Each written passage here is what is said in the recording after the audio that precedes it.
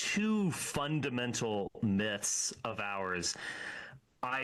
In my opinion, and Mark can certainly add to these, are the assault on Delphi by Apollo, and also Zeus's escape from the belly of Kronos and his liberation of the Olympians.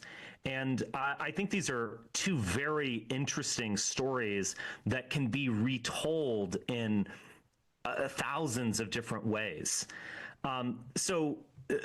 Briefly, the assault on Delphi is done by Apollo, who flies in on a chariot shooting silver arrows. He destroys Python, a snake. So as opposed to being tempted by the snake or having the snake bite at your heel for the rest of eternity, Apollo kills the son of a bitch. It's a little bit different.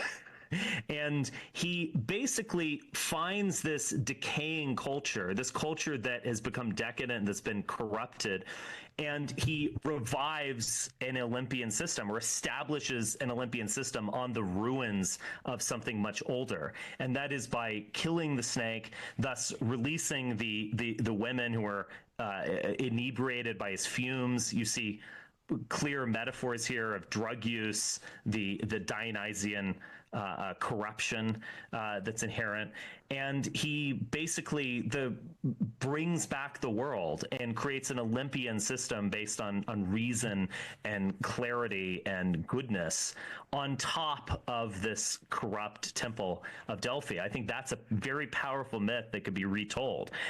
Zeus is his well-known escape from Kronos.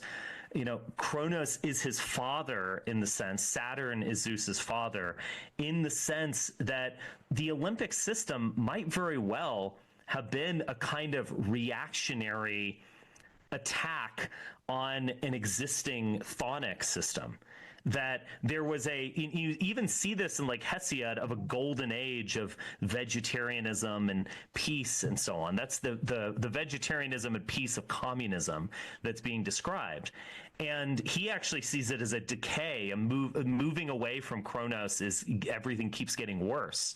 We see it very in the opposite direction, that even the Olympian system, it might be calling upon deeper sky god figures, but it was a reaction to a dominant chthonic system, or perhaps even Dionysian system, or a Saturnalian system, a harvest god harvesting up resources.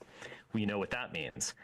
And it was escaping from his belly, is kind of beating Saturn at his own game, tricking Saturn, putting the stone into Saturn's belly, as opposed to this evil narcissistic parent, consuming his own children. You somehow escape and humiliate, literally or figuratively castrate Kronos, and then establish the Olympian order. So all of these stories, or both of these stories, are stories of rebirth, of overcoming, which is basically what those generational stories in the Greek myths are. Zeus and the Olympians are a new generation, maybe a new people coming in with a new system and overcoming their, quote, father, which we all have to do on a personal level. But this is on the level of generations and on the level of religion. You move past what happened before,